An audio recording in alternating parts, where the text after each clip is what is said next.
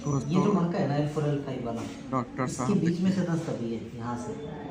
अब यहाँ से नस दबने के बाद में ऐसे दर्द दांत का करेगा, इलाज कर रहे हैं ये मेन दर्द करेगा आगे की तरफ और पाँव में डॉक्टर साहब के ठीक है। लिए। तो इस हड्डी को हमने ऊपर खोलना है, इस हड्डी को हमने नीचे कमेंट जरूर करें। रिलैक्स करो, ग्रेट, बेस्ट। ठीक है नहीं होना था